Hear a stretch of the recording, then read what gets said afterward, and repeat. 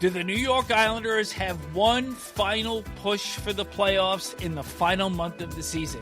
Welcome to New York Centric, part of the NHL Wraparound podcast. Vic Morren along with Neil Smith. And Neil, you cover a lot of the games at UBS Arena. And our guest represents the Islanders and the Elmonters. Stefen Rosner is here with us. And Steph, it's great to have you here. I know you're at those games in a different part of the building than I am, but we saw one the other night with the Panthers that I couldn't believe the ending to it. They came out so well in the first period. It was sad that they weren't leading. And you thought, oh, geez, just another Islander game. They outshoot the opponent and do everything right, but the other team wins, but not to be the other night with Florida.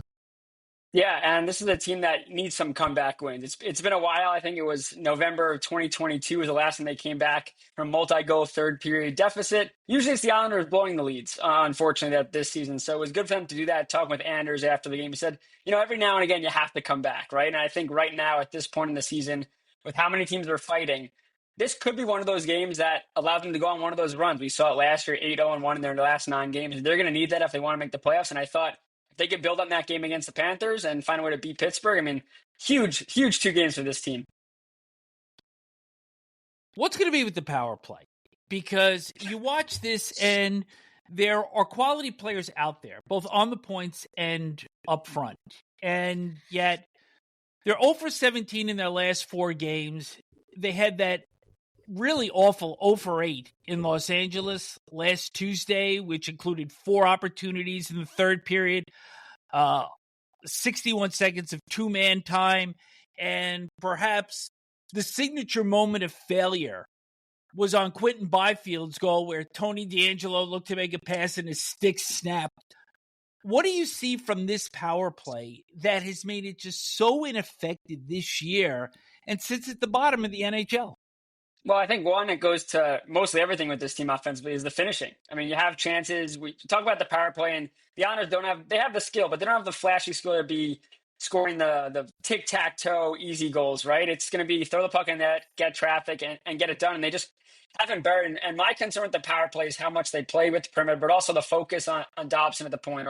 Or last game, you have Dobson and DeAngelo out there. I think if it's clear as day what your plan is going to be if you're going to run 2 puck-moving defensemen at the point. You're going to play to the outside, play to the point shots.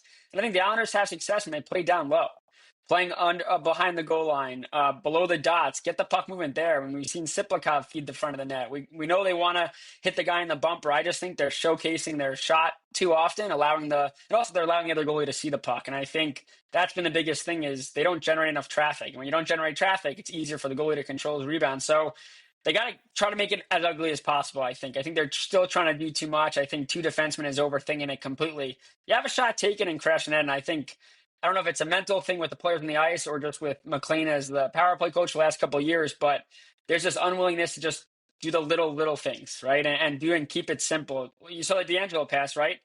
You don't have to go back to the point every time. Keep it down low, cycle down low, and I think that's what the Islanders are missing.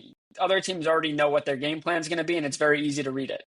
And their power play is not going to get any better with Barzal gone, who, right, although I'm not a huge fan of Matt Barzal's offensive talent, he is a puck-carrying guy that can get the puck into the zone, and he can possess the puck for the Islanders and keep it away from the opposition. The other guy missing, of course, Brock Nelson, who's their best goal scorer by far, and he's not out there for their power play. So with those 2 gone, I wouldn't expect that it's going to get any better from now till the end of the year.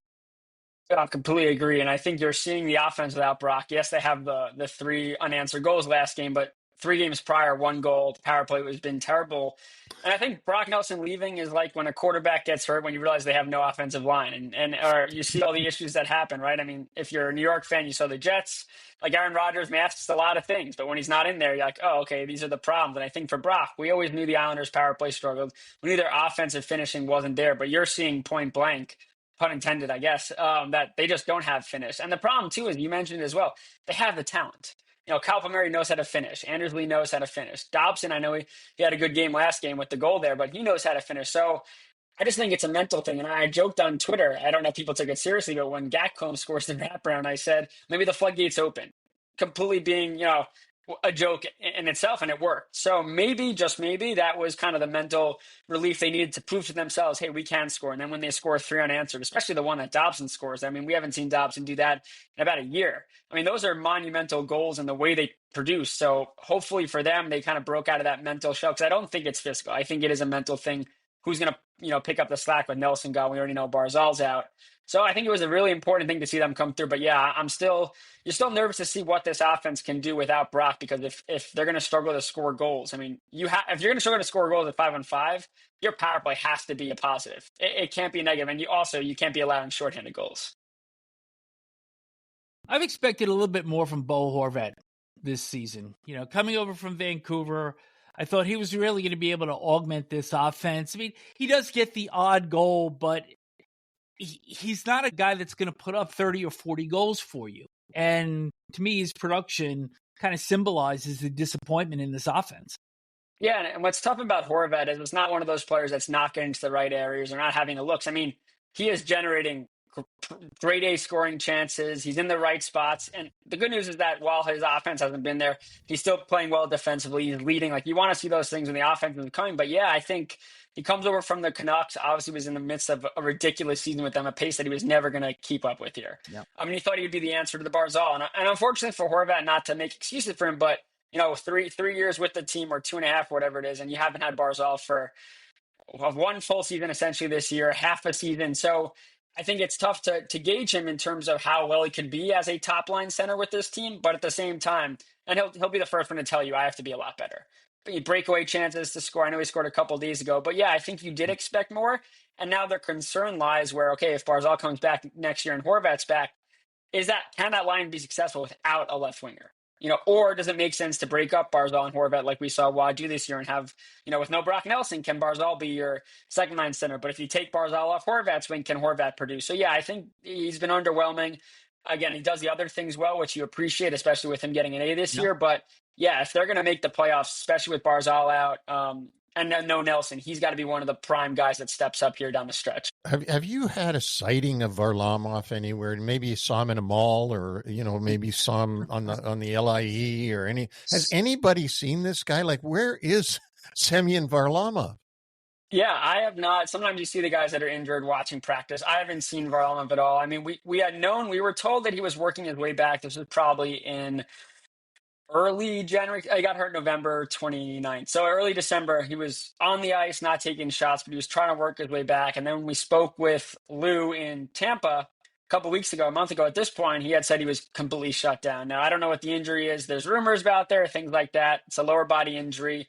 The fact that he hasn't been able to come back this year at, age 36, that's tough. I'm not going to say it's career ending because I'm not a doctor and don't know that stuff. But, with goaltenders, the older they get, especially a guy that's not as athletic as maybe some of the other goalies around today, that's a tough blow. So maybe we'll see him next year. But I think for the Islanders, their game plan can include him going forward, which is okay because they have Hogberg signed to one more year. He's proven to be a serviceable backup. So if they have to run Sorokin, Hogberg, and as long as they let Hogberg play some games and don't ride Sorokin, playing the first 30 of 40, they'll be okay. But yeah, tough blow. You never want to see injuries impact a guy, especially who's been such a good Islander in Varlamov.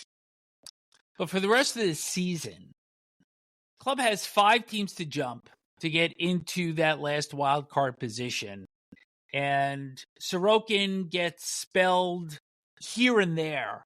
But how many of these final 16 games do you expect to see him play as long as the Islanders are still in this thing? Yeah, I think it's got to be around 12, 13. I mean, as long as there's no back-to-backs, I think there are a couple. You have to go with the best guy you got. That's why you pay Sorokin the big bucks. Now, unfortunately for Sorokin, Hogberg was out for such a long time, longer than everyone expected, that they went to Skark a couple of times, but they really had to run Sorokin. They had to win these games. So he didn't get the benefit of getting rest. He did have the 4 Nations break, and he has been better over his last 4 starts in keeping opponents under 3 goals or under, which is good because he has had problems this year where that's been the case.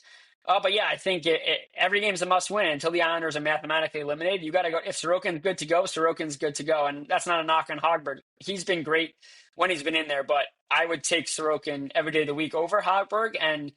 But he's got to be rested. If he feels fatigue at all and he's not 100%, You have Hogberg. You didn't trust Skark, which was understandable, but you have Hogberg. Go to him. Like, for example, tonight against Pittsburgh, this is a must-win. All these games seem like must-wins, but if the Islanders rack off 4 wins over the next 4 games and think Sorokin needs a break, I wouldn't hesitate. Sorokin's great, but if he's not at his best, you're hurting him by putting him out there. They're 4 points out of the 8-hole. 16 games left. Most of the other clubs have 14 or 15, so they do have games in hand. This is a week where you've got 4 winnable games.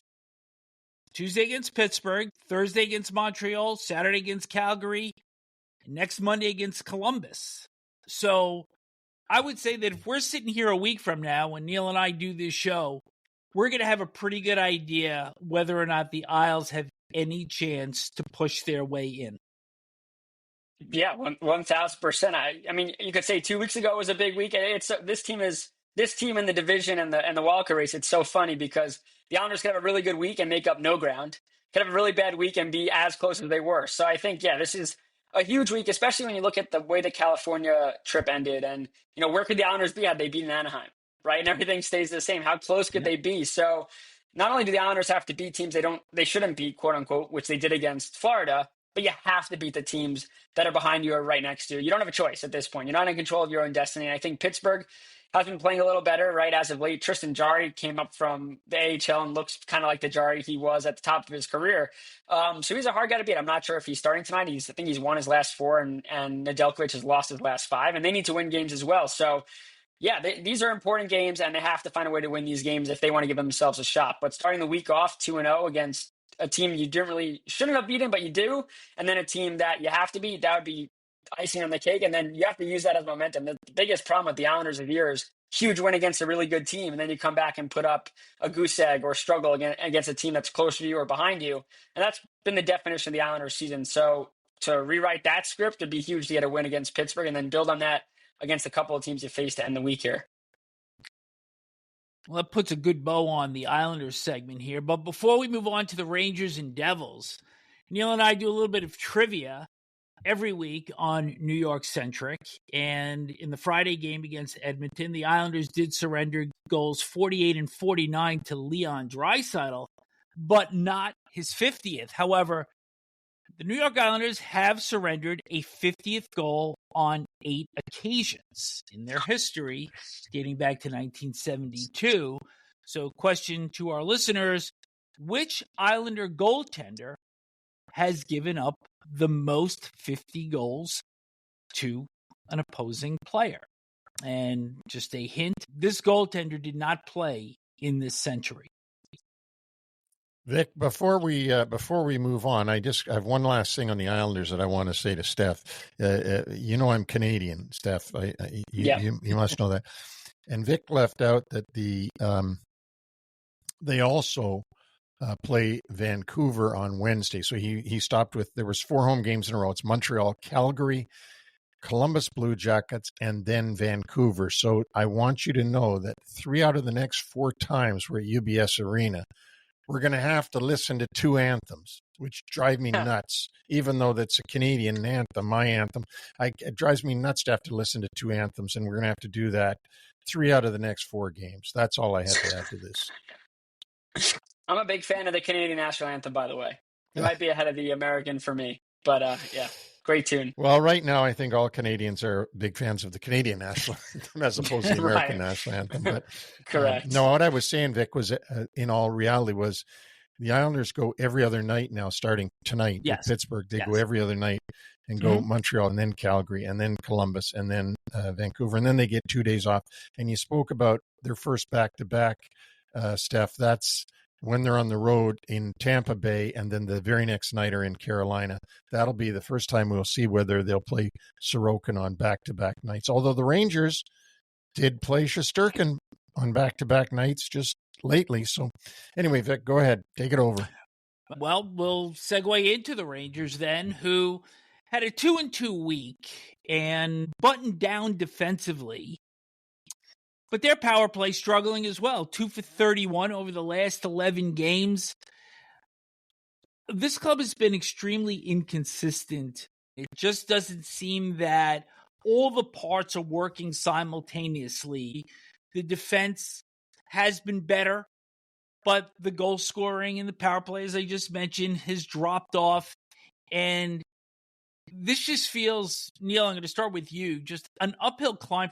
Starting with their self-inflicted friendly fire problems from the summer when they started with Barclay Goodrow saying, "Oh, you think you have a no trade? Well, guess what? You're now in San Jose." And then they say to Trouba, or they don't say it to him, but they let it leak out that they're trying to deal him to Detroit because he's a Michigan kid, and the Ilitches have a real affection for Michigan players, and then he puts Detroit on his no trade list, and then he says, "Okay, it'll be fine. I can captain the team with this going on in the background." Well, they start 12-4. And then, of course, the bottom falls out when they lose a game and everybody's seen screaming at each other, management-wise, I mean. Then they tell their captain, who they hold him in such high regard, that they say, "You either go to Anaheim or we're putting you on waivers." And he says, "Okay, well, I'll go there." And then it goes from that to, we'll put Kreider's name out there too, and let's see if we can shake him up a little bit. And Kreider's a delicate soul who's a real good guy, and that probably really bothered him. He missed a lot of games with his back injury. And you've just got, and then they, at the deadline, they trade away Ryan Lindgren, who, they touted for a lot of time, and I believe them with him and Trouba. They had two really tough guys back there on defense, like warriors, real warriors, in Ryan Lindgren and Jacob Trouba. They don't have them anymore. And then they trade the second overall pick, Capo Caco, like he wanted to banish him. Like, just let's banish him. People are pissed off because he's not Jack Hughes, so let's just banish him out to Seattle. And so since all that, guys, this team, you don't know what you're going to get night to night. But how could this team be playing with a great mindset after what I've just said and outlined going on during the first half of the season? Well, Steph, I'll throw this to you, because you certainly see the Rangers also. And Will Borgen has been a serviceable return coming in from Seattle for Kakko. And Lindgren was going to be an unrestricted free agent anyway, which I don't believe Chris Drury was interested in re-signing him. So there has been some turnover with this club, and yet it still feels like they're in the same spot that they were before all these deals were taking place. Yeah, I mean, you look at what's held this team back for years. Usually it's been the power play carrying them, and then their 5-on-5 play has been a struggle. And unfortunately, in today's NHL, that might be good enough to make the playoffs in the regular season. But in the playoffs, you have to be able to play 5-on-5. You can. And you could have the best goalies. I mean, you look at this team, you say they're the same team. I look back to these teams with Lundqvist, where it was a Lundqvist show. He gave it his all, but it wasn't good enough. The team wasn't able to score more or make that big play defensively to help him out enough. And I think you're seeing this with Igor. It's the same thing. They struggle at 5-on-5, but now the power play, I think they're at under or around 11% since Four Nations. That's not good. That can't happen. And you talk about the turnover as well. And you could say, well, bringing in JT Miller was smart or doing that, but it doesn't seem like they've upgraded in enough areas. Like Calvin DeHaan, liked him when he was with the Islanders, stay-at-home defenseman kind of guy, but he's not Ryan Lindgren, right? And Will Borgen does a little bit of what you said, but Carson Soucy comes in, and he's a healthy scratch. Kaliev comes over, and he's a healthy scratch, and he's out now injury-wise for the rest of the season. So I like the way – I didn't love the way Drury went about everything, because I think, emotion plays a part. We see with this Islanders team, losing Brock Nelson, I mean, it was a shock to the room, but – to the way they did it and the way they went about it, I think it really pissed off a lot of the players, the way they react on the ice. I don't want to ever knock effort. I think that's ridiculous when you knock effort, but it seemed like at times they were struggling of, what are we playing for here? Yeah. Do we have the belief of our team? When a list comes out like that, and Neil, you would know best with this stuff, is that like you're putting, that's awkward. It makes things like Trouba being there must have been very awkward with how it all got about and how public it was. And then the way Chris Drury messed with Goudreau, and then just Kreider even putting his name on the list when he was clearly hurt with the back, it just rubbed me the wrong way as someone who watched it. I can't imagine what the players feel like. And you relate to the Islanders too, where it's like they might not have the skill that a lot of teams have, but they play with that heart and that soul, and they might lose games, but they're never gonna look like they don't care. And I'm not saying the Rangers don't care, but you watch them a lot of times, and not that they're disinterested, but you just don't see enough. And you think, okay, where do we point to? These are all talented players. They're all in the NHL because they compete, but you don't see them connected, I feel like, enough. There's too many games where they just seem lost from the get-go. And saw last year how good this team can be when they're connected. And I think from the opening night with everything that happened in the summer, they just all season long just haven't felt connected as a group, whether they need more team bonding or bring puppies on the ice. I just think they're missing that spark that every kind of Stanley Cup team or Stanley Cup hopeful needs to thrive down the stretch, to make a playoff and then go on a run. Well, when you're the Rangers, it's not hard to be disoriented because of everything swirling around you all the time. It's like the Yankees or the Giants. When friendly fire gets you disoriented, that's when you're really in trouble. And that's what happened this year. And my view of the Rangers was they looked disoriented. It wasn't effort. It was like, what the hell is going on? What are we doing? And they're out on the ice playing with that in their head of they don't understand what's going on. And that's tough. You can't think that hockey players can go out there and give it 100% and do everything the way they're exactly supposed to do it, especially on set plays like power play and penalty killing and that, when they're disoriented in their head. So I think that you make some real good points there. They're getting it more together now because I guess it's been a while and this room has been the same room for a while. But we'll see coming down the stretch here. There's a point that I want to make, though. Actually, two, that on the power play, they're still trying to paint too many Rembrandts. And Mika Zibanejad is the chief culprit of passing up shots from the middle of the ice to go more towards setting up plays off of sharper angles. Panarin is right behind that. Trocheck is guilty of it. And by the way, how many nights during this season is this fourth line of Sam Carrick, Brennan Othman, and Matt Rempe their most effective line? And that can't happen. If you're going to be a top-end team, your fourth line cannot be the most effective. They should put Rempe on the power play at the net front.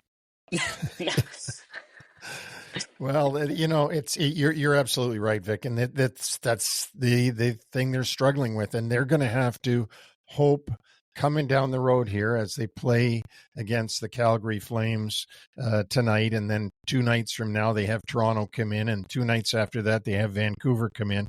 They're going to have to hope that Shesterkin plays the way he can play, and that they can get Panarin to get his goal a game or whatever it is, and they're going to have to win games. Just as Stefen said, with the goaltender standing on his head, the way that that they've had in the past over a long period of time, going back to Lundqvist, and even more dependence upon Shesterkin even than the Islanders depend on Sorokin, who, by the way, I think they're at the same. They're of similar level, and it's really hard because Sorokin hasn't been given the team in front of him that Shesterkin's been given. But if you had switched the teams, you might see Sorokin with $11.5 million contract if he was with the Rangers. You'll never know, and it's a fantasy to try to figure it out. Yeah, and to piggyback off that, I think it's important. I mean, we've seen it with the Islanders, how important a fourth line is in terms of getting on the forecheck early, setting the tone, all that kind of stuff. It's important, but they can't be your best line every night. They play an important role, but they're supposed to be the ones that bring the energy, establish the forecheck that allows your top 6 to flourish. And right now with the Rangers, we saw it against the Islanders as well. I mean, that fourth line, they're getting on the forecheck, but they're also providing the offense, and you can't win like that. And as you had said earlier, Arthur Kaliev out for the rest of the season, upper body injury. Played 14 games for the Rangers after coming over from Los Angeles, 3 goals and an assist. And his last game was last Tuesday, the 11th of March, against Winnipeg. Let's skip over to the Devils. And is Jesper Bratt trying to completely fill the void created by Jack Hughes' injury? 10 points this week, had 3 consecutive 3-point games. I saw this morning, and I was astonished because he got his 20th goal in Columbus on Monday. He's got 80 points this season. Yeah, I think he's got the 7th most points in the NHL. I mean, this is a guy that he's one of the more underrated players in the league. We talk about it with Barkov was the most underrated. Then he obviously gets the stardom. But I mean, Jesper Bratt just produces. He has speed. He has skill off the rush. I mean, when you're missing a guy like Jack Hughes, that's exactly what you need as a Jesper Bratt. And I think it's so cool to watch because the Devils didn't get a lot of national recognition, but this guy Bratt just goes to work. And it's always silky too. Like he's a smart hockey player, but he has so much talent. And not that it benefits him, Jack Hughes being out, but I think obviously he gets more minutes, bigger role, and he's taken the charge. I was just about to bring up Jesper Bratt because I watched him yesterday. Just silkiness and smart IQ, and one of those players that does it all. And since we're on this bandwagon about goaltending, clearly the Devils didn't have the goaltending last year, and that's what made their year so tough. They go out and did it. I thought was really good. Getting Markstrom was just a great move right at the beginning. Steph, I'll ask you, where do you see Markstrom with this goaltending trio that we've got in the New York area with Shesterkin and Sorokin and Markstrom? I don't think that he's perhaps on that extreme level that Shesterkin's on and Sorokin maybe, but he's pretty damn good. All they needed was a guy that could stop more than they had in the past, right? They allow a lot of high danger chances. The guy that he's played well when he was with Calgary. It didn't work out in the playoffs, but he's just stable. You know what you're going to get. He's not going to really allow those soft goals. He's going to bail out you a lot more than it had in the past. And also the Devils' defense got a lot better. Then it's been a lot less odd-man rushes. But, yeah, I don't think it has to be Shesterkin or Sorokin because of the team they have there, especially with Jack Hughes back. Timo Meier starting to find the scoring touch, and the defense they have is pretty solid. But I've actually been more impressed with Allen, to be honest. This is a guy that, Markstrom was the guy, and you thought for Allen, okay, they bring Markstrom in here. What is his role going to be? But I think statistically he's been better, but this is a guy that's bounced around a little bit. The way if you watch him in goal, he's a little different than he just makes the saves, but he's been great. And we've seen tandems are so important. So for the Devils, getting Markstrom was so important, but having a guy that even with Markstrom out that could kind of rise to the occasion where, again, he doesn't have to be brilliant making these ridiculous saves, but just stable. That's what the Devils need, and that's what the Devils got. So great job by them this offseason to pad the, pun intended, pad the goaltending. He was 3-1 during the course of the week, and Allen had the win against Edmonton a week ago Thursday, and in Columbus, 45 saves in a game that the Devils were out-attempted 90-43 and outshot 24-3 in the third. I think for Columbus, maybe they're coming out of their slumber because that was a hell of a third period they put together last night.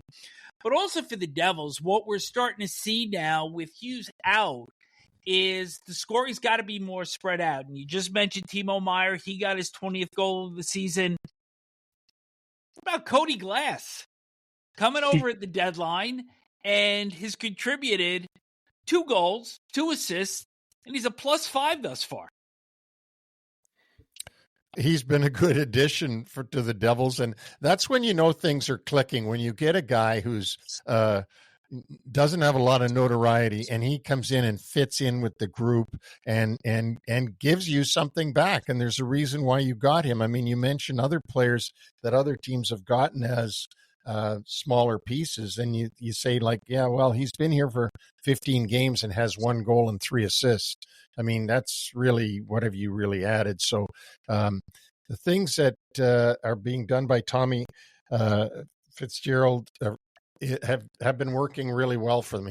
Tommy himself has had a really good year, I think, starting in the summer, hiring Sheldon Keefe, going on to do some real good free agent acquisitions. We'll never know how good this year could have been because Jack Hughes is gone, and he is such a huge part of the New Jersey Devils. And also missing Dougie Hamilton and guys like Jonathan Kovacevic and Simon Nemec having to come in, fill that gap in. And just want to correct the stat on Glass because since his trade coming over from Pittsburgh, he actually added an assist. So 2 goals, 3 assists in 5 games. So for the week ahead, Devils have Calgary Thursday, Ottawa Saturday, Vancouver next Monday, and again, Canadian teams coming through the New York metropolitan area. But the point I kind of want to make here is the Devils appear as locked into any spot as any team in the NHL. They are going to come in third. They are going to play Carolina. Neil, I'm going to hit you with this first, and then, Steph, I want you to weigh in with your thoughts. Yep. When you've got 4 weeks left in the season, and you're pretty much set of where you're going to finish and who you're going to play, what's the most challenging part of finishing the regular season? I think the coach is keeping the system intact and making sure that they're paying attention to detail coming down the line. Steph, you're in the locker room, so you can answer this after me, but I don't think that the players focus as hard on this as we do by saying New Jersey's going to play Carolina. I think if you went up to the players, they'd say, well, I'm only focused on Calgary right now. I don't know who we're going to play. I'm worried about Calgary. By the way, that should be a great game for Markstrom because that's his team that he's going to go back against for the first time at home in the Prudential Center. But I get the feeling, and this is because this is what you have to do with the players. You have to take small bites, take everything in small bites, and their whole focus, the Devils right now, should be on Calgary. They've watched them play last night and get slaughtered. They looked at the video on that, and they're going to focus in on them, and then it's going to be Ottawa, and then it's going to be Vancouver. So I think that it'll be for Sheldon Keefe and his staff, just keeping them on point, keeping them on clicking, trying to make up for Jack Hughes. How is the team going to play? They're going to play a different style without Hughes than they did with Hughes, and Keefe and his staff have to put that together. Yeah, I think the other thing too is, and to piggyback off that, I think every player looks at every game separately, and it's the next game up is how they view it. You talk to anyone in the Islanders room, well, you have back, every other day you're playing, oh, we're just focused on Pittsburgh tonight. That's always what they're going to say. I think the other thing too is just going back to the coaching is just watching the minutes maybe a little more and keeping, you don't want to not play guys. You obviously want them to get into a rhythm, but hey, if you could, for example, for the Devils, like rest Markstrom when you can, right? Maybe don't have your shot blocking defenseman out there for every penalty kill in that game, right? You want to keep them fresh because a lot of these guys, the problem is a lot of these guys aren't going to limit themselves and they're going to go 110%. And of course, the Devils already have injury concerns. You don't want to see a guy in a game that quote unquote doesn't matter for standings playing as if it's Stanley Cup Final Game 7. You appreciate that if you're a fan, a paying customer, you want to see that. But I don't believe in holding players out, especially when people have to pay so much money to go watch their favorite players play. But there's ways to limit it. Maybe at the end of it, let them sit a shift or two less than they would do in a normal game. So I think, just keeping them fresh enough, but also don't putting them in situations where there's a bigger chance of getting hurt because you need them. If you lose a big guy now, we know how important Jack Hughes is, but if you lose a big defenseman like a Pesci on a block shot late in a game when you're up 5-1 and you didn't need him to be out there in that moment, probably shouldn't have him out in that moment.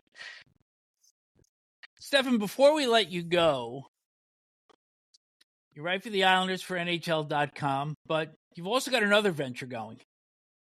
Yeah, so it's called The Monsters at themonsters.com. It's a subscription-based. There's a free sign-up as well. It's a Monday through Friday newsletter that goes out about 7 o'clock every morning. So it has a column, the latest stuff for me at .com, the hockey news, and it's exclusive interviews with players now, past players, just what's going on, other things that are interesting. And it's great. It's been a really cool thing to see the fan base come together and back it. I owe everything to the fans, but it's a cool little project I started, and I hope just to keep seeing it growing. It's been awesome to see the support so far. Terrific. So fans, check it out. Before we leave, we have to go back to our trivia question. And this has to do with the Islanders, who once again did not surrender the 50th goal on Friday to Leon Draisaitl. However, the team has given up a 50th goal to a player on 8 occasions in their history. Which Islander goaltender has been victimized the most? Neil Smith, your answer, please. As memory serves, I think it was someone who was probably very happy yesterday on St. Patrick's Day, because I think it was Mark Fitzpatrick. I think he had 3 times he had 50 goals scored against him. Well, keep going. Who are those 3?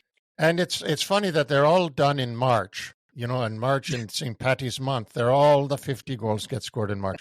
Joe Nieuwendyk of Calgary got his on March 21st of 1989 when I was still a young lad with the Detroit Red Wings. And then Cam Neely, the former Portland Winterhawk, got his 50th on March 10th of 1990, the year that he would go to the final and play against the Edmonton Oilers when Adam Graves would get the first goal of the final series against the Bruins in Boston Garden. And then Gary Lehman, don't you know, of the Toronto Maple Leafs on March 28th of the same 1990, he got his 50th for the Toronto Maple Leafs against Mark Fitzpatrick, and the poor lad just went off the ice sobbing after that one. I don't know if I could top that. So I was going to say the same thing, by the way. Yeah.